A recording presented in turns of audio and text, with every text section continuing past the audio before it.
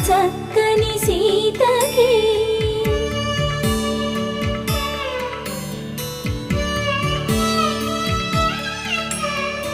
ఎర్ర జాబిలి చేయి రాముడేడని అడుగుతుంటే చూడలేదని పెదవి చెప్పే చెప్పలేమని కనులు చెప్పే నల్ల పూసై